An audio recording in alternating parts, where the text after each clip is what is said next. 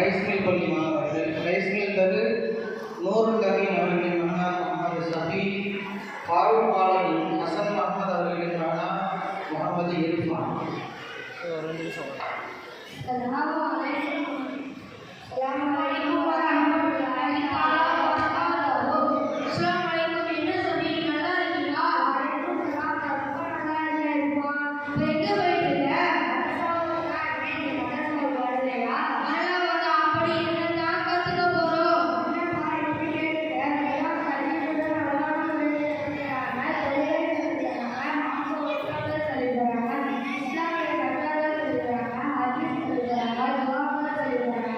இப்படி எவ்வளோ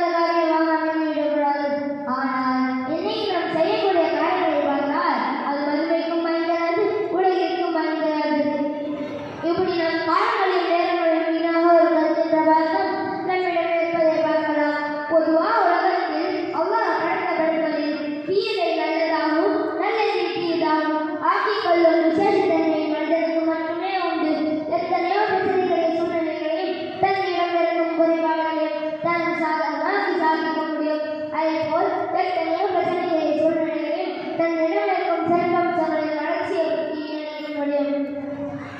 ஆனால் இன்னைக்கு நம்மை பொறுத்தவரை தீயதை நல்லதாக சாதிப்பதை விட நல்லதை தீயதாக்கி நடிப்பாக அதிகமாக இருக்கிறது. அந்த வகையில் குழந்தை பயன்பாட்டிற்காக உருவாக்கப்பட்ட செல்போன், இன்டர்நெட் இவைகள் எல்லாம் தேவையில்லாத காரியங்களிலும் தேவையில்லாத பயன்படுத்த அதன் மூலம் பொருளான காலங்களை எடுத்துக் கொண்டிருக்கிறார்கள். இன்றைய இளைஞர்கள் இந்த செல்போனுக்கும் இன்டர்நெட்டுக்கும் அடிமையாகி இருக்கிறார்கள். அதன் மூலம் அவர்களுக்கே தெரியாமல் அவர்கள் நேரங்களை வீணாக்கி கொண்டிருக்கிறார்கள்.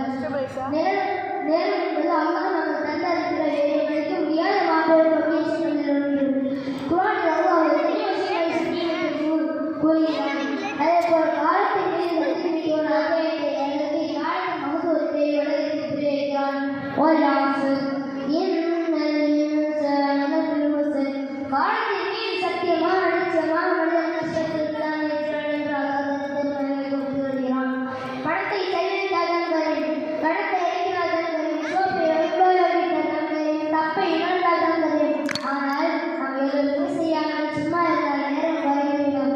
இன்னைக்கு பொருளை இருப்பதற்காக பொருளை போக்குவதற்காக எத்தனை செல்கிறோம். சுற்றுலா செல்கிறோம், நடைவீதிக்கு செல்கிறோம், நண்பர்களோ அரசு அடிக்கிறோம். இதற்கான காரணத்தை இருந்தால் பொருளை எடுப்பதற்காக வருகிறார்கள்.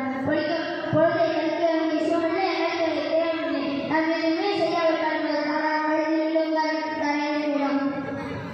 ஒரு நிமிடம் என்று நாம் சாதாரணமாக நினைக்கிறார். 60 வருடங்கள் நான் எண்ணிப்பட முடியாது எத்தனை விஷயங்கள் Hasan Mohammed Farooq colony Jinna Palle Niswan Afreen daughter of Hajji Mohammed Jinna दरू फातिमत जहरा डॉक्टर ऑफ मोहम्मद रफीक लाइली दरू मोहम्मद अस्कर सन्ना सिराजुद्दीन